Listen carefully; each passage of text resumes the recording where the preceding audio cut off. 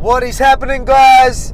How you doing? UFC 271 this weekend. So looking forward to that. Let's have a chat about it. Let's do a breakdown. Why not jump in the car with me or you guys and let's chat some shit. Let's talk about the fights. I'm going to go over the main event. Obviously, Israel Adesanya and Robert Whittaker. The rematch. How good is that going to be? The co-main event, Black Beast, Taito Ibasa. The shoeys, we're going to see the shoeys, plenty to talk about. But another couple of guys I want to talk about is training partners of, myself and Izzy from City Kickboxing. Obviously, I'm from Freestyle Fighting Gym, and our gym is an affiliate gym with City Kickboxing. I go and do some of my camp at City whenever I can. But I'm based out of Freestyle Fighting Gym. But these boys are like family to me. I know them well, training partners. So I can give you a little insight, a little bit of information that you wouldn't know, right? So I'm going to talk about them. Let's talk about Carlos Ulberg and Mike Diamond. Blood Diamond. Bloods. He's both of them King of the Ring champions. So if you don't know much about King of the Ring, excuse the shine. We're driving, so all the angles are going to change. That looks pretty cool. Makes me look all holy. But so they're both King of the Ring champions. King of the Ring is a promotion. It's an 8-man tournament that they have, and it's actually a legit competition, legit promotion. Only the best can take out that title. You've got champions like Israel Adesanya, Dan Hooker's another one that was a champion, and Carlos Ulberg and Bloods were champions of this as well. So they're obviously no mugs. Let's talk about Carlos. He's already had his debut. He lost.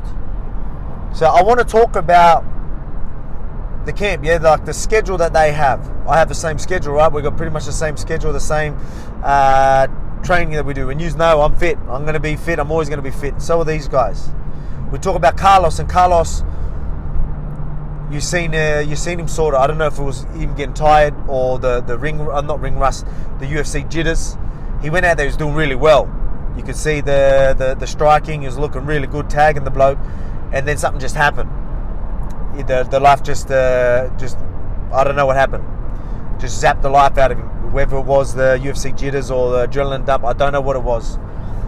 Which was surprising to me, knowing how hard they train. But that stuff happens. But I can guarantee you, the team that they have at City Kickboxing, they've sorted that out. They've done something about it.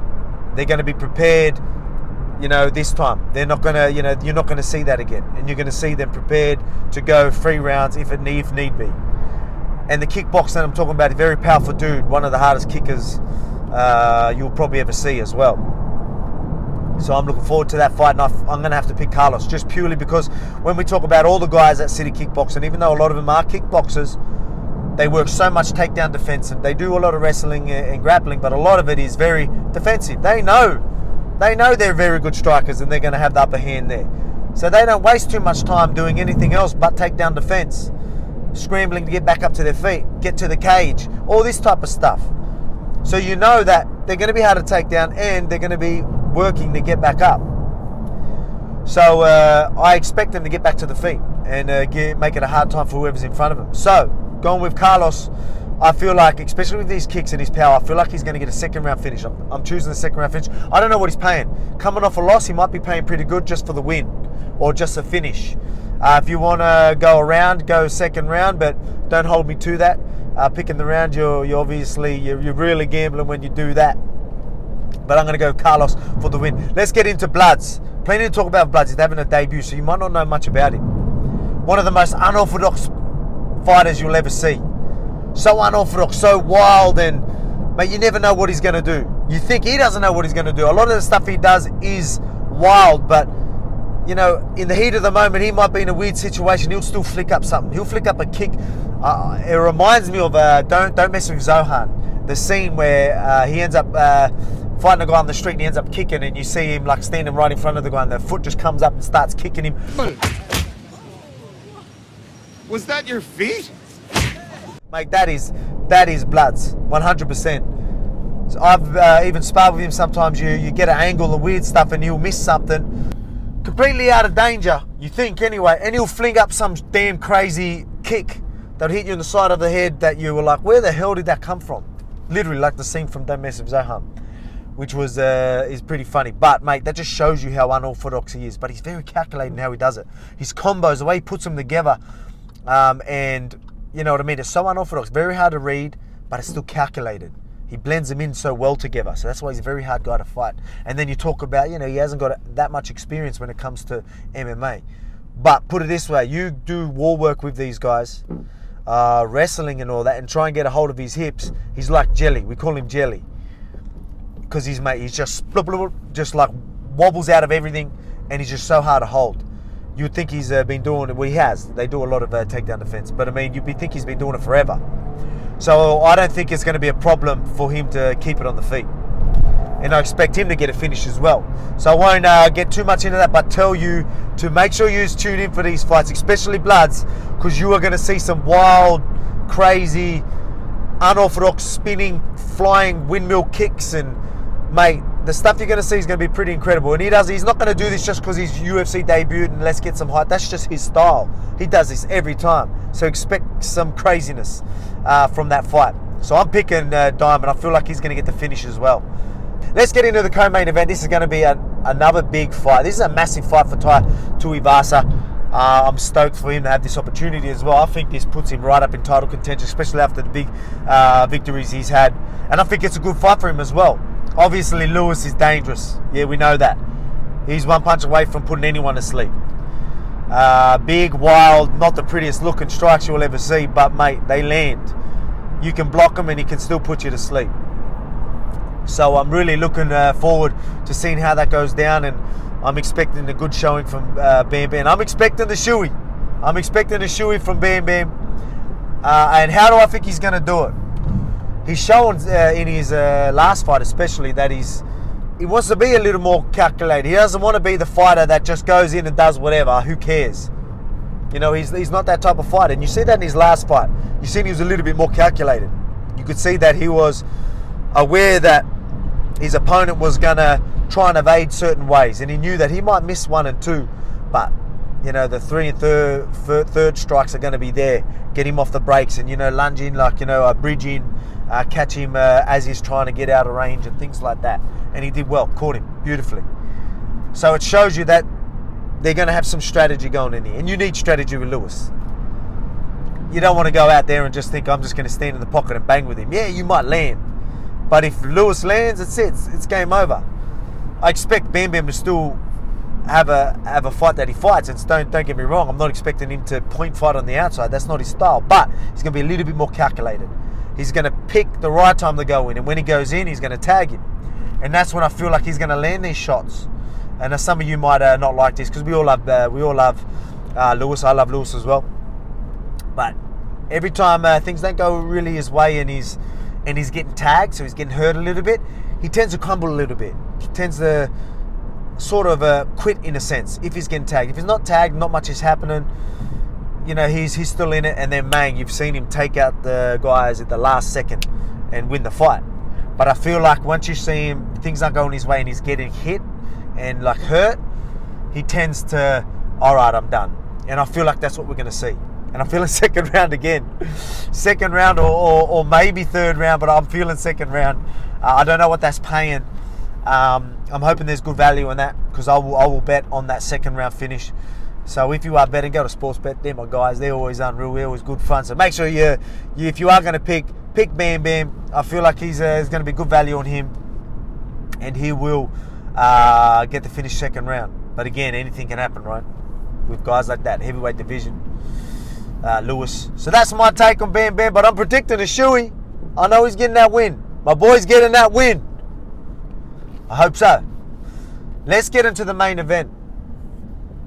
This one's obviously going to be different to the first fight. People are going to say he was emotional. Rob Whittaker was emotional. I believe that. I believe that he was emotional. He's always been an offense fighter, but usually he picks the time to bridge in, to find them shots. Yeah, he's always been very offensive fighter. Not offensive fighter. You know what I'm saying. He loves his offense, but again, he usually picks the right time to blitz in and things like that. Which his last fight with Izzy, there was no pick in the right time. It was just go. I want to get this guy. I want to land. You know, every move he did was purely to put hands on Izzy. Not the right guy to do that to. Izzy was reading, but in saying that, you could see that with a lot of Robert Whittaker's attacks, Izzy and his team, City Kickboxing, were aware of his attacks, and you could see him trying to catch him coming in. Izzy's one guy that his fights at a range that it's hard to get in, and when you're in, it's hard. Like as I'm saying, you want to find your way in. A lot of people aren't used to that long range, so it's hard to get in. But even if you do get in, and Rob did get in, Rizzy just showed you how hard it's still to hit him, even when you are in, even when you cut that distance and get on the inside, he is still so hard to hit.